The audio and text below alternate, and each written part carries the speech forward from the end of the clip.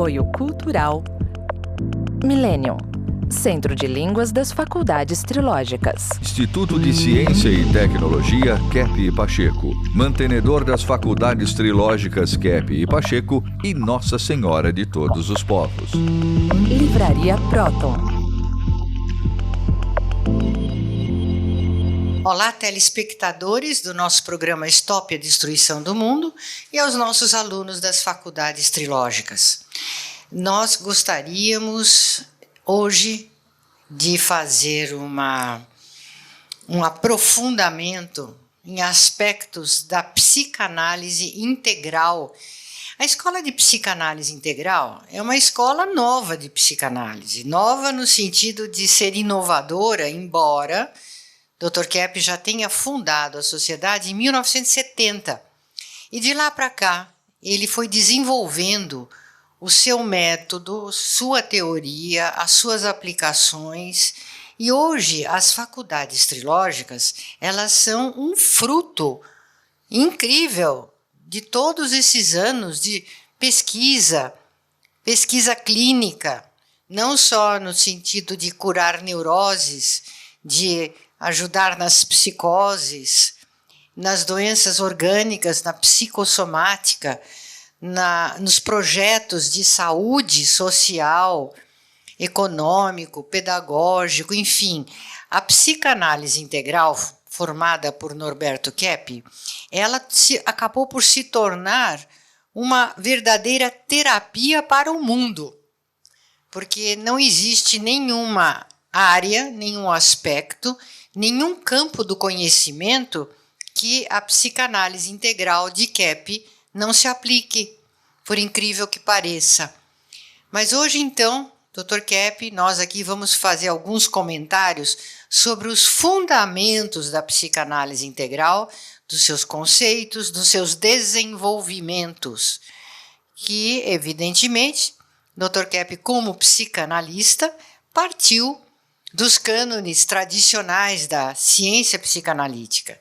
Ele estudou, evidentemente, as principais escolas de Viena e do mundo, inclusive estando lá trabalhando, nos fins dos anos 50, começo dos anos 60.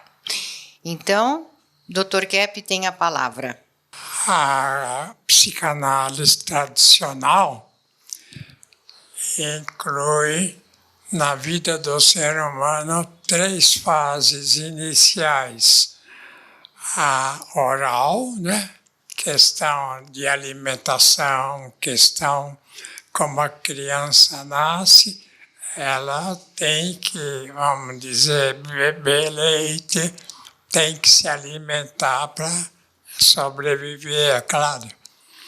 E essa fase é a mais assim difundida na sociedade, a fase oral, que é a fase, então, da alimentação. A segunda fase se chama anal.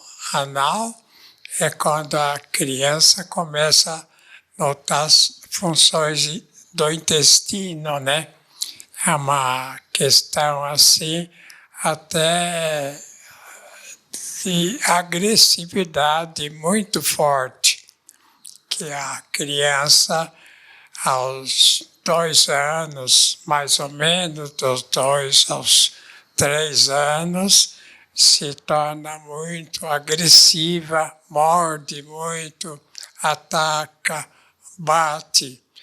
E, vamos dizer, esse tipo assim de atividade agressiva é que leva a pessoa a ter assim amor pelo poder, é que leva assim a querer cargos de poder, glória, coisas assim para dar poder nele, na sociedade. E a terceira, a fase, conforme a psicanálise tradicional, é a genital. A genital é a questão da vida sexual, que o Freud deu muita importância e que a humanidade em geral colocou como um fator assim, vamos dizer, principal na estrutura do ser humano, como se a pessoa chegasse a essa fase, portanto, da libido, né? De controle da libido, de normalidade, estaria sã. De maneira que são essas 3 fases instintivas, porque a sociedade vive, né? Na questão, é claro, né? Assim, infantil, de alimento, né? O ser humano, em geral, é como um animal, né? O animal, ele nasce, já come, já procura alimento para si próprio. É a mesma coisa a ciência. Então, nós queremos, assim, mostrar para vocês essas 3 fases e a importância de desenvolver, a importância de conscientizar quem é oralista, né? Quem é sádico, né? Sadista, e quem é genitalista. Então, eu vou ver entre os nossos presentes aqui, são todos psicanalistas. Quem quer falar primeiramente na primeira fase, a fase oral? A primeira fase, a fase oral, na qual lembramos do bebê que é dependente, que depende em tudo dos adultos, depende da alimentação da mãe, que coloca esse alimento na boca do bebê. Nós vemos que no meio religioso, pessoas ligadas à religião, às suas igrejas, no meio teológico, as pessoas por vezes têm este mesmo comportamento para com Deus. Se colocam numa postura passiva, dependente de Deus, esperando sempre por um milagre na sua vida, como o bebê que espera pelo alimento na boca. Então notamos que, por vezes, as pessoas se mantêm nessa postura infantil, oral, como que na fase oral, dentro da sua prática religiosa, e acabam não se desenvolvendo mais na vida como poderiam. É interessante isso. O senhor recordou, né, que a maior parte do ser humano vive na dependência, vive vamos dizer, vive sob o domínio dos outros. Então, vamos dizer que 60% da humanidade é praticamente assim, nessa fase oral, para se alimentar bem, para cuidar da vida nesse aspecto animal. Eu estava lembrando aqui, também ainda nessa fase oral, os programas de televisão que existem, né? E como cresceu muito o número de programas dedicados ao preparo de alimentos, à culinária, propagandas de restaurantes, como se a vida do ser humano pudesse ficar nesse nível. É claro que é bom comer bem, faz bem e todo mundo gosta, mas é o exagero. Então, o Dr. Kepp explica muito bem, no seu livro A Origem da Sanidade, essa inversão que existe. Quando o ser humano coloca o mundo sensorial acima do mundo psíquico, espiritual. Então, por exemplo, nessa situação do alimento, né, se fixando no alimento e não no que é necessário para ter saúde. Eu gostaria de acrescentar aqui, no aspecto da oralidade, por exemplo, certos povos têm o hábito de falar muito, falar demais. A gente vê que, por exemplo, o povo brasileiro, ele é muito assim ainda, está muito nessa fase inicial de desenvolvimento, porque ele fala muito, e é um dos locais onde usa-se mais o telefone, os celulares, até o WhatsApp como meio de comunicações. E o que é muito assim, preocupante é que, como dizia Tiago, São Tiago, que o maior perigo, maior pecado é a língua.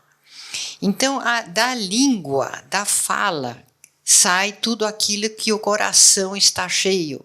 Então, saem as intrigas, as maledicências, as calúnias, que às vezes podem destruir a vida de outra pessoa. Uma pessoa fofoqueira, intrigante, é uma pessoa muito primitiva e pode ser muito daninha na vida social e na vida psíquica dos seres humanos, na sociedade. Dr. Kepp, eu noto como engenheiro que no desenvolvimento, assim, por exemplo, do ser humano, o ideal do ser humano é que ele seja uma pessoa ativa na sociedade, que ele contribua para a sociedade com o seu trabalho. E o que eu noto, por exemplo, no Brasil, como a doutora Cláudia falou, que é um povo mais oral, de características orais, dependentes, o que está acontecendo no nível social no Brasil? Isso todo mundo pode perceber. Todas as indústrias estão deixando de existir, todos os comércios assim ligados à fabricação, pequenas fabriquinhas estão deixando de existir. E o que está acontecendo no lugar? Restaurantes. Tudo quanto é lugar aqui em São Paulo, por exemplo, que eu vivo aqui, está brotando restaurante um atrás do outro. Então o brasileiro está se tornando cada vez mais oral e menos produtivo. Isso é um efeito dessa dependência que o brasileiro tem, né?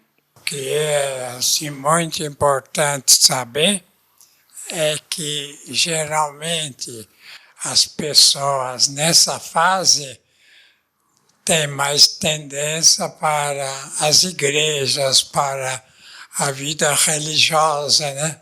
Para a religiosidade assim de igreja. Então, podem notar que quando uma cidade, quando uma região começa a se desenvolver industrialmente, cientificamente, na ciência atual, né? São geralmente pessoas que se afastam do conhecimento da vida religiosa, né? Porque acha que a vida religiosa é praticamente inferior, é uma vida assim, vamos dizer, que não dá alimento assim total para o ser humano viver bem. Então, 60% da população vive na vida oral, nessa questão de alimento, né? Se importando com alimento e praticamente vivendo para conseguir satisfazer a vida assim alimentícia. Doutora, quer falar? Sim, em relação à manifestação somática no corpo desta fixação oral, nós vemos a obesidade, e essa porcentagem que o senhor falou, 60%, condiz com os níveis que hoje vemos de obesidade, né? 30%, a previsão que atinge até 50% de obesidade, em crianças inclusive, e doenças do aparelho digestivo. Então, pessoas com gastrite, pessoas que fazem úlcera. Neste livro, A Medicina da Alma, o senhor tem um capítulo descrevendo este perfil de imaturidade, pessoas que não assumem a sua responsabilidade e sempre colocam, né, a culpa dos seus problemas em outros. Eles não têm um bom contato com a vida interior. Então, é uma excelente forma de prevenir essas doenças e outras em geral, interiorizar, ver como a pessoa tem essa tendência, né, de dependência e infantilidade. E a questão oral, por exemplo, leva a pessoa a querer tudo por milagre, né? Ela não acha que tem que trabalhar, que tem que se esforçar, que que sofrer, né? A vida no mundo, a vida de trabalho é, de uma certa forma, né, um sofrimento. Então, geralmente, as pessoas assim infantis que têm a oralidade predominante, elas esperam milagre de tudo, né? Milagre para viver, milagre disso, milagre daquilo. Então, é uma vida muito fora da realidade. Eu gostaria de falar sobre a oralidade no direito brasileiro. É impressionante como o brasileiro, o advogado, os operadores do direito são prolixos, escrevem horas, toneladas de papel, de palavras, para tentar dizer o que uma simples página poderia ser suficiente. Então, milhões de leis, milhões de palavras para tentar fazer algum sentido. Mas aí nós percebemos o quanto nós somos infantis e corremos da responsabilidade e nos escondemos atrás das palavras. Que tapiação, né? As palavras podem ser usadas para uma grande tapiação. Mas a doutora Heloísa, que é médica, dentista, psicossomaticista, ela trabalha com a boca das pessoas. A senhora vê alguma relação das pessoas orais e os problemas bucais? Tem até essa questão da maneira de engolir, porque as pessoas mais orais, algumas delas continuam engolindo da forma bebezinhas, quando não tem dentes, né? Então chama-se deglutição atípica. A pessoa fica com a boca aberta, os dentes não conseguem, não encostam, né? É muito comum, na hora de engolir, projeta a língua para fora. Isso mostra que, inconscientemente, eles não queriam crescer, né? Queriam continuar sendo bebês, né? Então, são esses da fase oral. Então, mostra a posição dos dentes na fase oral. E é isso que acontece com eles. Eu queria dizer que a pessoa, quando ela fica na oralidade, no uso da boca para tudo, ela acha que isso é a satisfação que completaria a pessoa. E, no entanto, o senhor mostra que, inclusive nesse livro, A Teologia Trilógica, o senhor mostra aqui que a verdadeira existência é transcendental.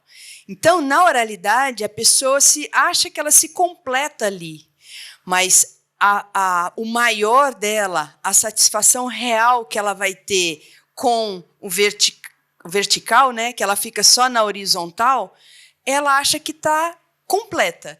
E, no entanto, ela está mais incompleta absolutamente, porque ela não tem o maior, ela fica no menor. Então, a humanidade em geral, 60%, seu país é atrasado, muito atrasado, até mais do que isso, 70%, 80%, é formada por pessoas assim orais. Talvez nas regiões atrasadas, né, é mais o apego à alimentação, o apego assim a essa parte oral da existência de alimentação. Eu tenho mais exemplos, Dr. Kepp, eu acho que são muito importantes. As pessoas que fumam e que vivem com a chupeta na boca, como dizia Freud, que o cigarro, o charuto, ele próprio não deixava os charutos dele, é uma espécie de chupeta do ser humano. Então ele fica fumando. As drogas são características das pessoas dependentes e que estão presas à fase oral. Os remédios, os medicamentos, são absolutamente característicos dessa fase de dependência miraculosa. Achar que tomando umas pílulas, aquelas pílulas milagrosas vão transformar a vida dela, ela vai sarar, ficar ótima, maravilhosa. quando na verdade os efeitos colaterais são seríssimos. Sem se falar na bebida, que vem aumentando muito.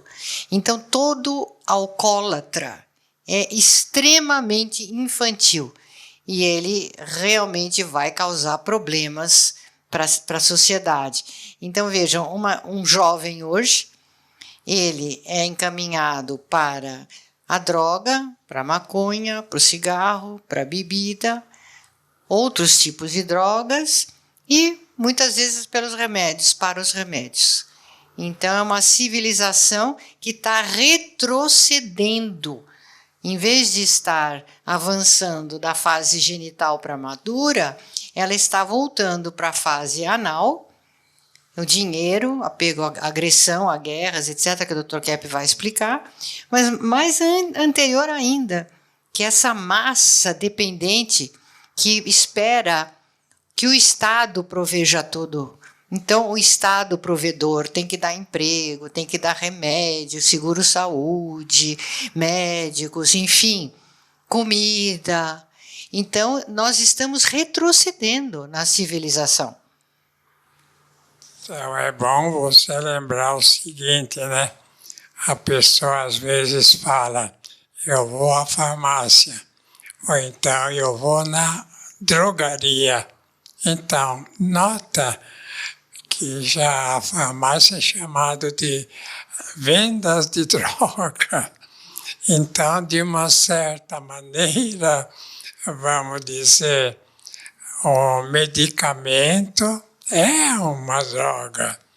Então, a mistura, né, de alguns elementos assim que são proibidos em alguns medicamentos existe porque é questão da drogaria, né? Da questão de usar drogas no sentido positivo. Então dizem, coca, por exemplo, não faz mal.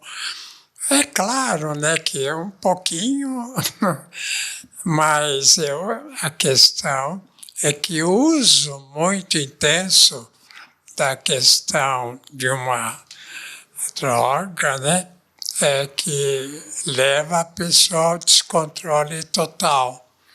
O café também até pode ser considerado uma certa droga, né, porque o café faz a pessoa ser mais ativa. No Brasil, nem tanto, porque o brasileiro é acostumado. Mas na Europa, nas regiões onde não tem plantação de café, não usam muito.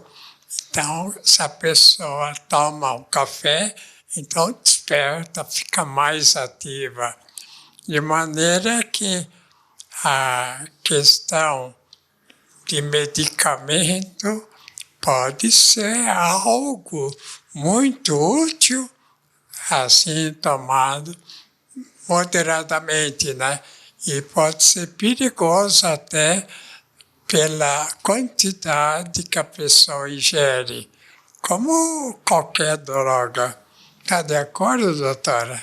Doutor Kepp, hoje nós vemos pessoas realmente viciadas, cada vez mais viciadas em uso de medicamentos considerados legais e criando epidemias quando os governos não se atentam, e como aconteceu nos Estados Unidos com a epidemia de uso de opioides. Então temos que estar atentos a essa realidade. Até.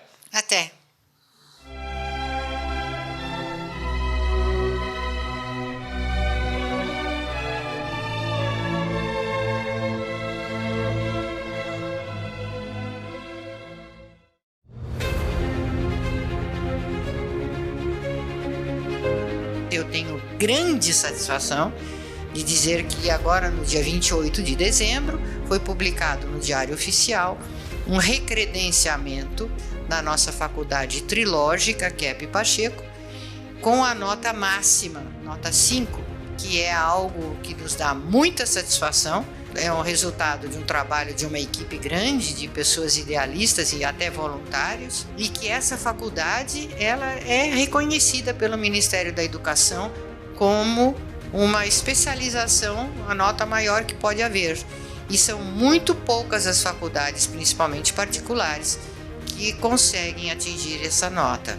Então, os nossos estudantes, o pessoal que estuda conosco, está muito contente também, porque eles dizem: eu sou FATRI nota 5, estou numa faculdade pioneira, mas uma faculdade muito séria e que ensina assuntos essenciais para a sobrevivência da nossa espécie e do nosso planeta.